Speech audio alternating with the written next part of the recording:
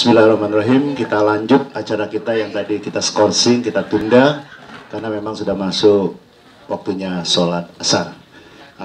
Alhamdulillah kita sudah sholat asar, Bapak Ibu sekalian. Jadi kita sudah berada di kawasan ya. Jadi kawasan makam Ratu Sinuhun. Ada yang ngomong kawasan makam Pangeran Sidoing Kenayan. Ada yang Sabo Kingking ya, ada yang Sabuk Kingking. Ini kan menjadi interpretasi yang macam-macam nih. Sabuk kan ikat pinggang katanya, ada yang ngomong itu kan.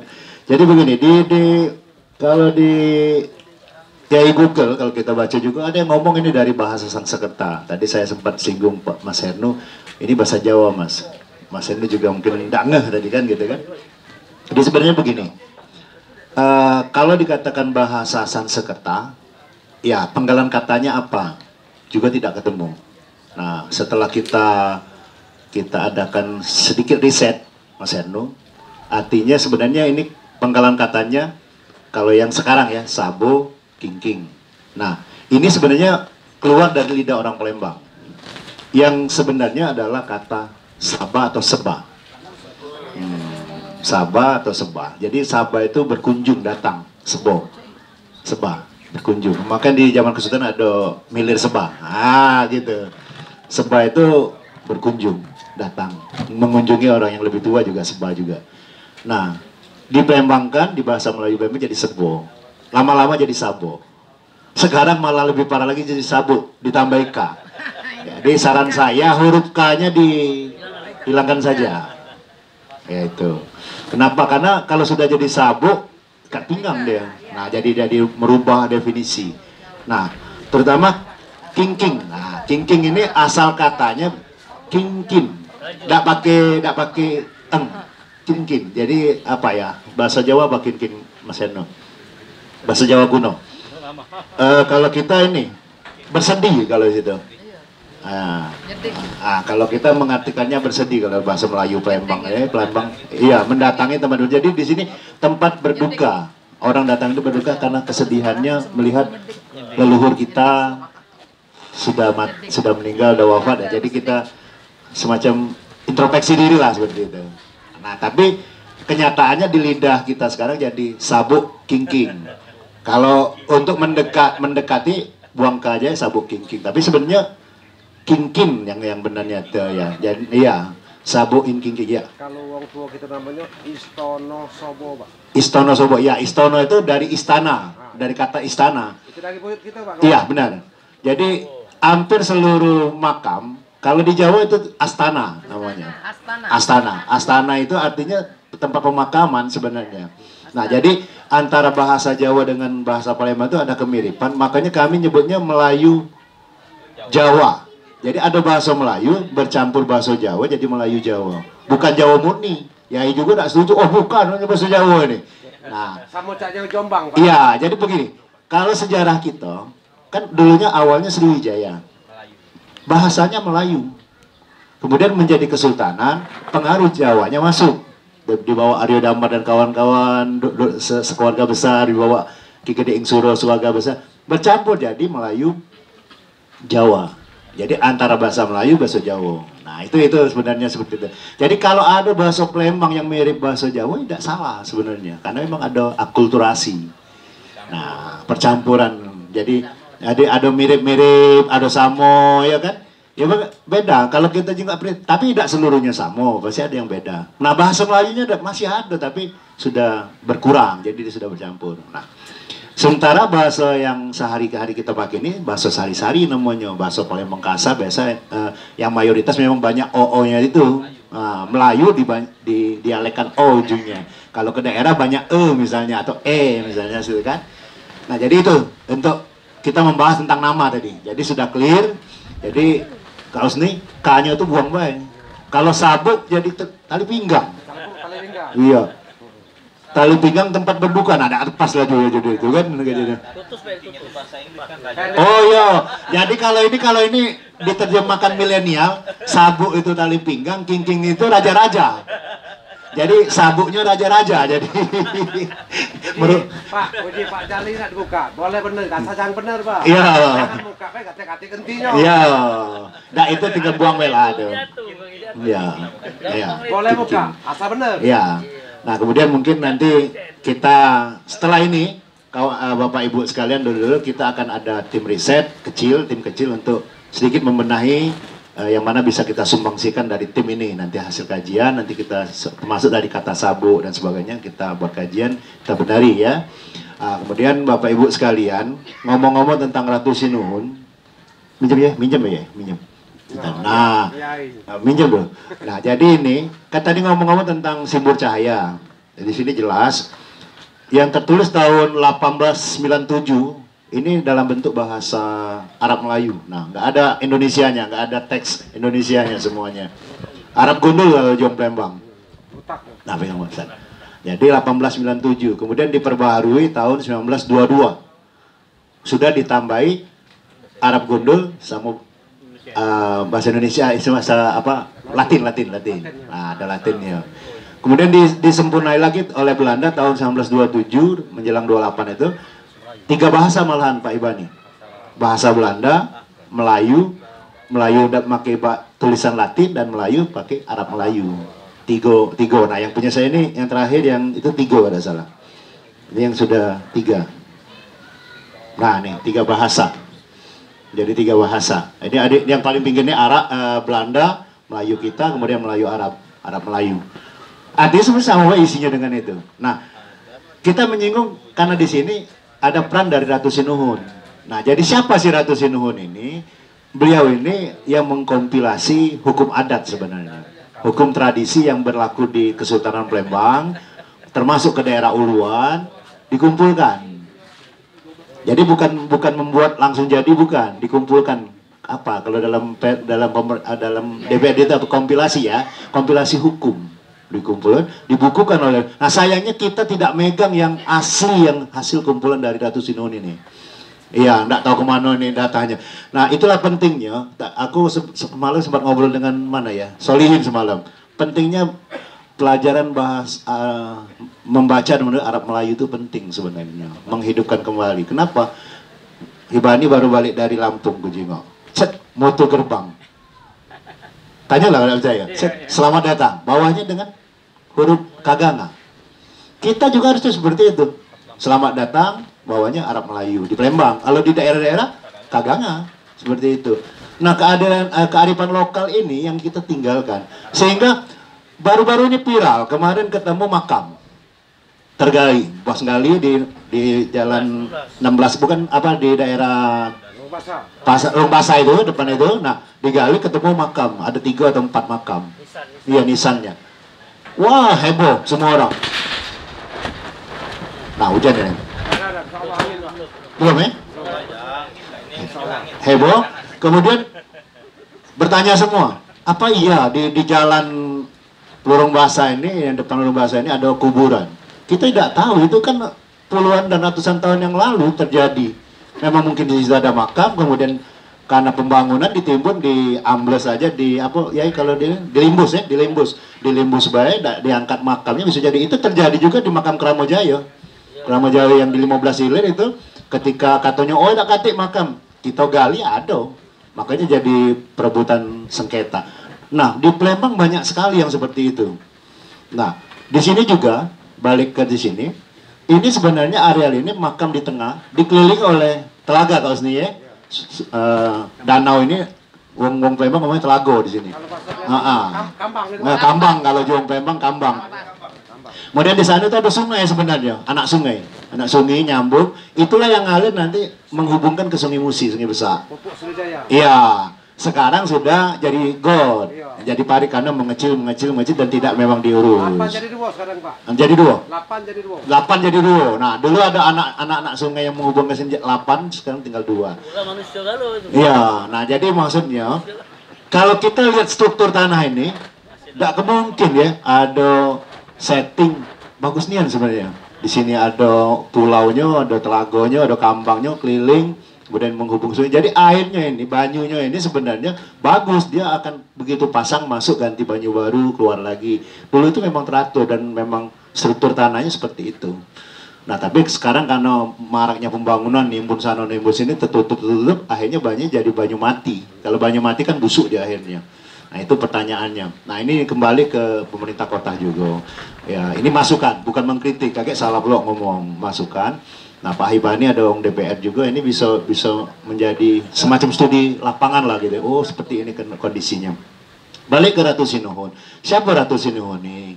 Ratu Sinuhun ini istri seorang raja. Ya, beliau ini juga memang keturunan Ningrat, keturunan raja-raja. Kawin juga dengan raja, dengan misannya dewek seperti itu. Kawin lah. Dari dia ini suaminya namanya Pangeran Sedaing Kenayan. Memang secara kepopuleran kalau zaman ini hari viralnya beliau ini yang lebih viral Ratu Sinuhun. Karena memang dia ada prestasi membuat kompilasi hukum itu. Nah, ada perdebatan. Barusan juga Sultan ngomong, mungkinkah Ratu itu nama seorang laki-laki? Mungkin. Tapi untuk Ratu Sinuhun dia perempuan. Alasan saya mengatakan perempuan, dia berdasarkan naskah, kajian naskah.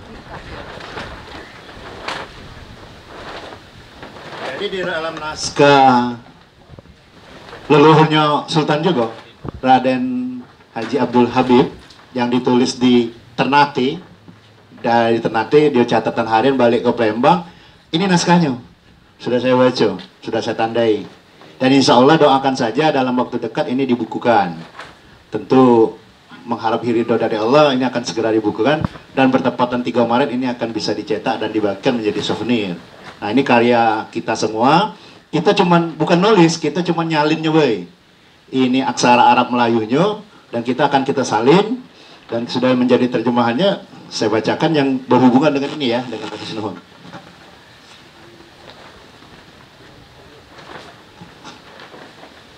Ini ya, selesai sebenarnya bukunya udah selesai, tinggal rapi-rapi aja bisa bacain.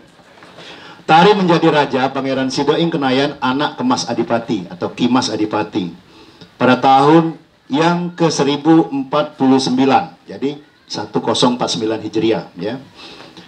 12 tahun ia pun wafat, artinya dia berkuasa 12 tahun. Jadi buku ini yang ngomong, dan buku ini naskah, bukan Kemas Adipati yang ngomong, aku cuma baca baik. Iya kan? 12 tahun ia wafat, maka dipetak di Sabo Kingking. Nah, Sabo Kingking ini ada Sabo Kingkin, ada Sabo Kingking. Yang penting jangan jadi sabok, be. Ya, itu, be. Sabo dari kata seba atau sabah. Nah, itu asal katanya. Tari menjadi pangeran ratu, Mangkurat anak Kyai Tumenggung Manconegoro. Nah, pangeran ratu kan lanang. Nah, sementara Ratu Sinuhun dia betino. Kenapa? Karena dia istri raja. Jadi kalau ada yang ngomong, kemungkinan Ratu Sinuhun ini laki-laki, ya bisa saja kalau cuma ngambil gelar ratunya, be. Karena di zaman Sriwijaya juga keratuan, kedatuan, kerajaan, ya bisa semua. Istilah-istilah itu bisa dipakai. Tapi untuk Ratu Sinuhun bisa dipastikan beliau ini adalah perempuan, seorang perempuan istri dari Pangeran Sedaing Kenayan. Tidak terbantahkan karena beberapa naskah menyebutkan seperti itu. Tapi di dalam ilmu sejarah boleh saja kalau ini mau dirubah selagi ada alasan dan argumentasi yang tepat. Nah, kita tidak boleh merubah kalau belum ada argumentasi dan memang data yang valid seperti itu. Nah, balik ke yang makam yang barusan ditemukan, itu saya dengan Solihin sempat diskusi tadi juga, itu sebenarnya makam seorang wanita, Pak Hibani. Nah, yang kita sayangkan Pak Hibani, mungkin tolong dikawal, ke depan kalau ada penggalian proyek-proyek seperti itu, tambahkan SOP-nya, Pak. Jadi setiap penggalian, kalau ketemu benda-benda cagar budaya, jangan dihilangkan. Serahkan kepada Dinas Kebudayaan, atau balai arkeologi atau pemerintah setempat. Minimal setingkat wilayah yang penguasa wilayah situ siapa? Gitu. Minimal, Pak. Jadi dibuat SOP, jangan sampai seperti ini. Ketika sekarang kita mau datang, sudah mulai ditutup-tutup ini. Tidak boleh lah masuk, melanggar lah nanti pasal sekian lah kena. Susah gitu jadinya, Pak. Dan itu ada data. Nah, saya sempat baca tadi makamnya, dan sudah diskusikan juga dengan kawan-kawan di lembaga kajian di UIN, juga dengan Solihin. Saya lihat dulu. Jadi kurang lebih kalau saya baca, baris pertama itu tertulis dalam bahasa Arab itu Faqat itikolat illa rahmatullah abror. Itu bahasa Arab jelas. Nah, di baris kedua baru nama almarhumah, yaitu Nyi Haji. Nyi Haji itu kalau orang Palembang nyebutnya Nyi Haji itu Haja dulu. Kalau Haja zaman dulu tanya lah Ustaz Mustafa ya, manggilnya Nyi Haji atau Nyaji. Nah, yang disingkat Nyi Haji itu ya Haja kalau sekarang. Nah, dulu Nyi Haji, nenek kami dipanggil Nyi Haji. Nah, Nyi Haji Nadiroh atau Nadira. Terserah lah, tergantung lidah wong kita Palembang. Nak Nadiro jadi, Nadira jadi. Nyi Haji Nadiro atau Nadira binti Kiai Abdul Aziz Palimbani. Jelas wong Palembang. Binti Abdul Aziz. Kiai Bulog. Kiai Abdul Aziz Palimbani. Artinya makam itu anak kiai itu. Baduso lah zuriatnya yang biarkan itu tertimbun di situ. Iya, terbengkalai dan tidak diurusi zaman dulu. Kiai atau kiai? Ya, ada mungkin Palimbaninya ada itu kiai itu jelas itu. Kiai itu Pak. Ya, kiai itu bacanya. Tapi ini kiai jelas bacanya. Nah, jadi jelas itu makam yang viral baru 2 hari ini bisa dikawal Pak Ibani. Jadi tolong SOP-nya yang dibenerin. Kalau penggalian seperti itu, kalau ada temuan, kita tidak melarang dia tetap membangun, tapi itu dilaporkan. Berilah 1 hari untuk dieskapasi atau didata sebelum dilanjutkan. Cuma sehari kok minta. Panggil balak arkeologi, panggil dinas kebudayaan, panggil dinas pariwisata, Pemkot, iya, ambil, selamatkan minimal, selamatkan dan itu bisa dikaji. Siapa tahu ini anak kiai besar, anak raja, anak sultan, itu kan yang menjadi mudah. Jadi data tidak terputus. Nah, kami dari sejarawan, masyarakat sejarawan, kawan-kawan guru sejarah menyesalkan, Komses juga ya, Cek Wannya seperti ini terjadi. Ini jadi bahasan seru nih di lembaga kajian di UIN itu. Wah, ini. Nah, akhirnya kami sampaikan dalam kesempatan ini, yang seperti ini harus kita luruskan. Kita tidak akan menghambat pembangunan, tapi dari ini menjadi penemuan baru, wah berarti ada kemungkinan di daerah 16 itu juga pernah jadi kuburan, ada kemungkinan. Atau pembuangan, perpindahan makam dari mana, dibuang di situ, terlimbus bisa jadi. Kan ada banyak kemungkinan sebenarnya, tapi kalau itu tidak diselamatkan, ya seperti ini. Ini kan karena diselamatkan, sehingga anak cucu bisa datang ke sini. Dan mengharap barokah, yang kalau bahasa Jawanya ngalap berkah gitu ya, ngalap berkah ke sini. Ya sebenarnya ini menjadi pembelajaran yang baik buat kita semua anak cucu. Siapa Ratu Sinuhun, siapa Pangeran Sedaing Kenayan dan sebagainya dan sebagainya. Nah, yang penting jangan salah niat. Dalam berziarah itu yang penting jangan salah niat. Kami baru pulang dari Oki bersama Dedi dan kawan-kawan. Di situ makamnya dibakar. Usang sekampung ya, Puyang sekampung sampai dibakar karena mengharap wah ini terjadi syirik dan sebagainya. Itulah tadi karena niat untuk berziarahnya memang salah. Nah, yang harus kita luruskan tuh seperti itu. Bila perlu dalam pintu masuk dibuat adab berziarah atau ziarah, tata cara berziarah. Kita buat bila perlu. Ini kawan-kawan konsen bisa bantu ya, dak. Satu misalnya ngambil wudhu, baca doa di sini kan kita atur. Bahkan ini menjadi destinasi wisata yang sangat menjual. Kalau di Jawa, ini pengalaman Mas Herno, Mbak Tante Baby dan kawan-kawan. Kalau di Jawa, kunjungannya Pak Ibani mungkin, wah, kalau kunjungan ziarah, wisata ziarah itu luar biasa. Mendatangkan devisa. Masyarakat di sekitar ini bermanfaat semua. Ada yang jual souvenir, ada yang jual makanan, minuman, parkir. Ini lahan masih besar loh, masih bisa dikelola ya Sultannya. Masih bisa diatur, iya, di mana parkirnya dan lain sebagainya seperti itu. Nah, tujuan kita adanya kegiatan ini, maksud Mas Heno itu ada sesuatu yang bisa kita perbuat ke depannya untuk makam-makam raja dan sultan ini atau keluarga dari kerajaan ini. Nah, jadi kembali ke beliau ini, mereka ini ada tokoh. Nah, kalau kita ngomong tentang tokoh perempuan, mohon maaf nih, kawan-kawan dari Jawa misalnya begitu bangga R.A. Kartini sebagai tokoh emansipasi wanita. Itu baru tahun di zaman Belanda. Beliau ini lebih lama umurnya. Kalau nak ngomong emansipasi wanita, beliau ini udah duluan. Tapi kenapa dia tidak diangkat sebagai tokoh perempuan dan tokoh emansipasi wanita? Karena salah kita sendiri juga. Orang-orang Palembang tidak ngangkatnya dalam bentuk kajian dan sebagainya dan sebagainya. Bahkan kalau memang dia dilengkapi, bisa menjadi tokoh perempuan pahlawan daerah. Diawali dulu. Menjadi tokoh pahlawan daerah, kemudian pahlawan nasional. Pahlawan daerah untuk perempuan yang maju, beliau ini sudah duluan. 1800-an sudah terkenal. Jauh sebelum R.A. Kartini sebenarnya. Kita bukan ngiri, tapi maksudnya kalau kita mau bandingkan gitu loh, emansipasi wanita itu udah beliau duluan. Benar. Iya, sudah buat kode kompilasi undang-undang. Belum lagi yang lain-lain. Nah, cuman memang masalahnya naskahnya tidak ketemu karena tidak terselamatkan. Nah, ini yang kadang-kadang penting sekali naskah. Kenapa naskah ini tidak terselamatkan? Kami pernah liput dengan modal karena banyak orang tidak bisa baca. Akhirnya kalau ada naskah, taruh pucuk loteng, pucuk ajang aktab. Iya, ajang tebak teburu wae di pucuk itu ada ungkapan pula. Ini Quran buru dilangkahi beruso, dibaca tidak baca. Jadi ya mana tahu wae pucuk. Jadi keramat dia. Iya, terlalu dibucuk itu lah. Padahal kadang-kadang itu data sejarah seperti yang kita temukan ini yang punya leluhurnya Sultan. Nah, kita ketemu diselamatkan. Ini kan naskah. Kalau generasi muda sekarang juga, oh ini Quran lama ujinya. Iya kan, Pak itu kan.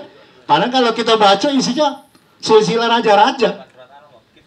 Kitab kuning. Karena warnanya kuning.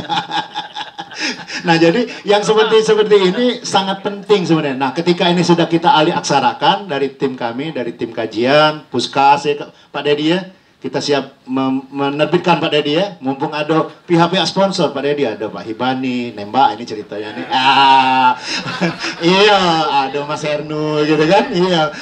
Ada tokoh-tokoh yang lain. Nah, ini bisa kita cetak dari Puskas, kawan-kawan dari Puskas sudah menginisiasi untuk dicetak Bapak-bapak sekalian, dan ini bisa dibagikan ke masyarakat. Nanti puncaknya 3 Maret kalau bisa kita ziarah lagi di puncaknya di 3 Maret di Cinde kalau di 3 Maret ya. Di Sunan Abdurrahman. Ya, Sunan Abdurrahman, Suhunan Abdurrahman. Jadi kita ke sana itu puncaknya. Kalau minggu bulan depan mungkin masih sekitar sini Mas Hernu ya, di Kabupaten dan sekitarnya. Nah, nanti puncaknya 3 Maret dan ini bisa harapan aku ya selaku penulis dan kawan-kawan dan Pak Dedi selaku tim Puskas yang ingin menerbitkan ini, ya harapannya ini bisa dibagikan. Berapapun dana yang terkumpul ya dapat cetak 2.000, dapat 500, tergantungnya nak ngenjuk dana tuh lah. Nah itu. Jadi kami serahkan nanti naskah ini, karena ada Sultan ini kami serahkan nanti naskah ini, tinggal Sultan mengizinkan dengan sebuah kata pengantar. Yang nyumbang juga bisa buat kata pengantar, di situ kata sambutan, terbitkan kita bagikan ke masyarakat. Tujuannya gerakan literasi. Semua orang bisa baca sejarah. Sejarah itu jangan ditutup-tutupi. Selama itu kan sejarah ditutup-tutupi, disingit, diumpetin, bahasanya terserah. Jadi akhirnya buta sejarah. Kalau buta sejarah, tidak tahu sejarah, akhirnya apa? Dia tidak tahu kebanggaan tentang nenek moyangnya, itu yang jadi masalah. Nah, balik ke situ. Jadi kembali lagi ke Ratu Sinuhun ini adalah sebuah tokoh besar, tokoh wanita yang cukup terkenal. Beliau adalah istri raja, ratu. Saya menjawab ada pertanyaan-pertanyaan ratu itu jangan-jangan lanang. Saya jawab perempuan, di naskah-naskah menyebutkan dia adalah seorang istri, artinya dia perempuan. Tidak mungkin lanang sama lanang, itu kan sesuatu yang tidak mungkin. Apalagi Islami ya, tidak gay misalnya, tidak mungkin lah seperti itu. Di LGBT kalau sekarang tidak mungkin. Jadi itu makanya. Jadi kita ya, jadi seperti itu. Jadi kita menghormati beliau, kita udah berziarah, sudah mengirimkan Fatihah. Kalaupun nanti kawan-kawan HIPMI misalnya atau siapapun di sini yang hadir tergerak untuk membantu sedikit merehab atau memperbaiki, ya silakan. Nanti dikoordinasikan dengan pihak kesultanan. Ya, kalau nama sebenarnya gini, nama-nama raja-raja kita itu biasanya nama-nama raja itu diambil setelah dia wafat. Misalnya Pangeran Madi Angsoka. Asoka itu artinya dia mati di bawah pohon Asoka.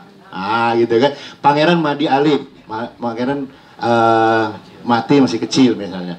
Kemudian Pangeran Sidoing Kenayan, mati teraniaya. Kemudian Pangeran Sidoing Pesarean, itu dia mati saat tidur digigit ada binatang berbisa.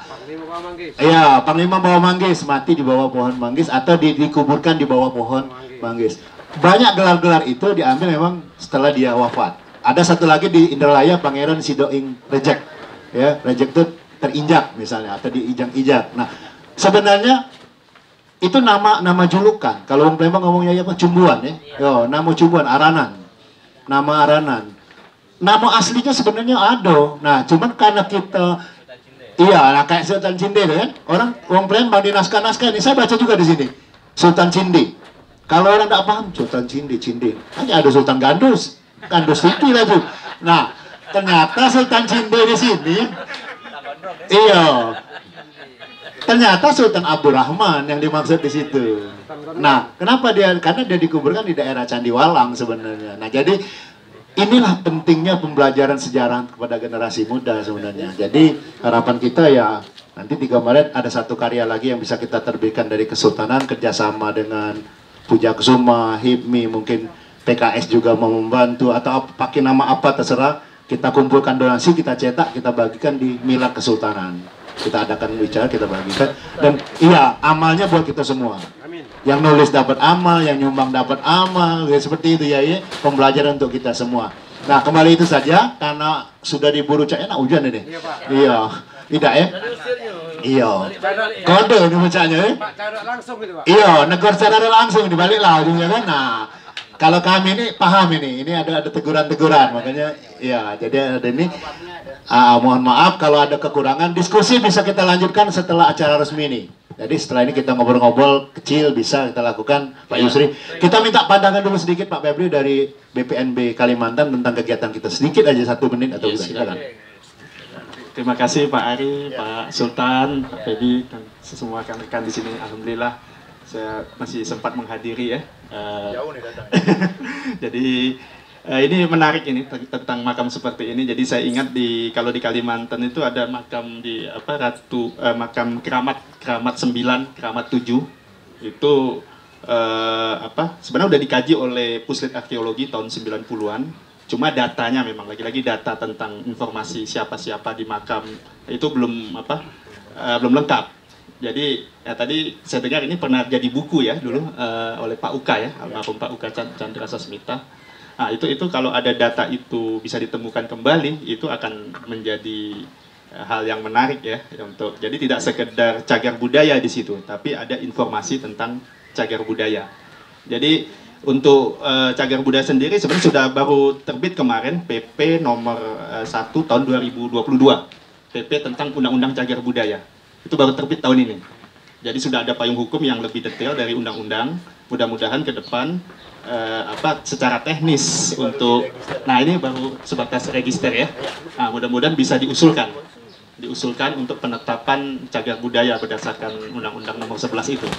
Jadi nanti kalau itu sudah ditetapkan kan secara otomatis untuk pelestariannya itu akan bisa dianggarkan dengan baik, terregulasi gitu ya, terdata. Itu akan melalui tim ahli yang jelas ya, yang rekomendasi berdasarkan tim ahli cagar budaya. Nah, kebetulan BPNB juga ke situ juga Pak. Ke depan BPNB walaupun dia tak benda, intangible, tapi dia ke depan akan mengurus cagar budaya juga. Jadi ke depan mindset tangible, intangible itu tidak dikotomis lagi, dia satu kesatuan. Jadi makam ini bukan sekedar cagar budaya, dia tak benda juga, ceritanya tadi. Itu jadi tak benda, jadi warisan budaya tak benda. Itu ya. Basic bangunannya cagar budaya.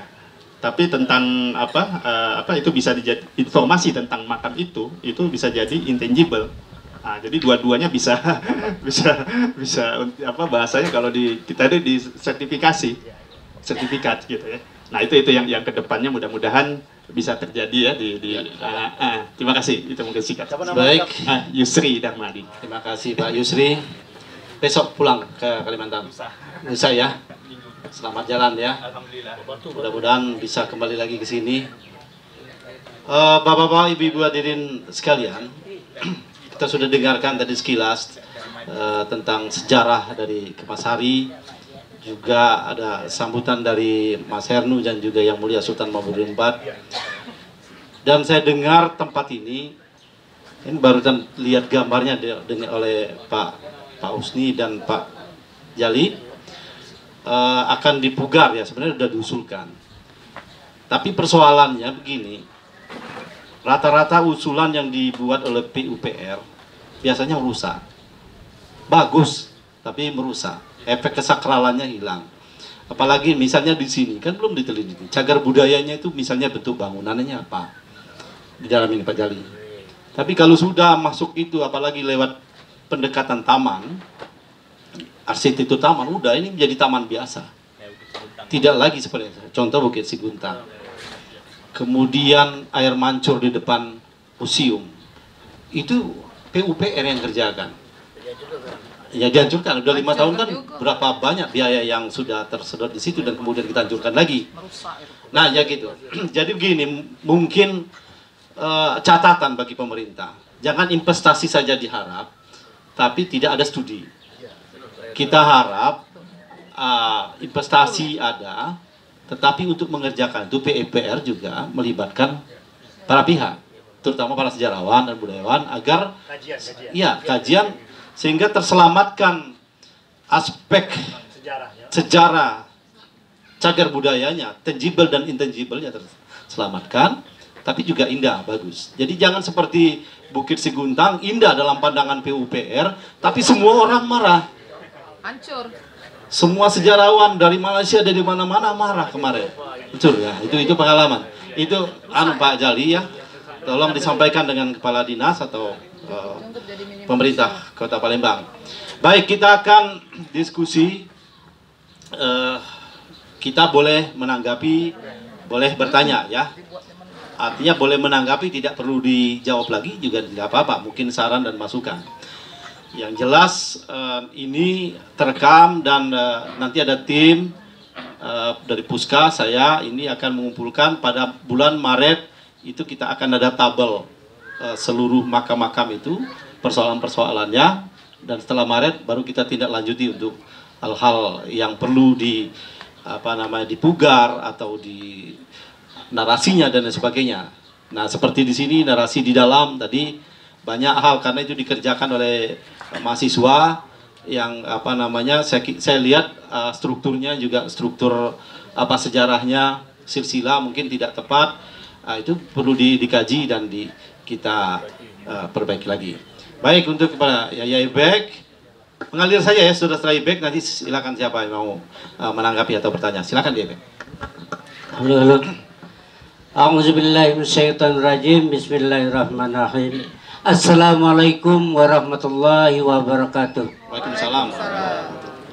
Alhamdulillah kita bertemu berkumpul di tempat ini merupakan satu sejarah kajian untuk seterusnya dari saat ini sampai masa depan untuk kita kehidupan di masyarakat yang insan-insan budaya, insan-insan sejarah yang mengkaji daripada makam-makam yang ada di Palembang, Sumatera Selatan ini.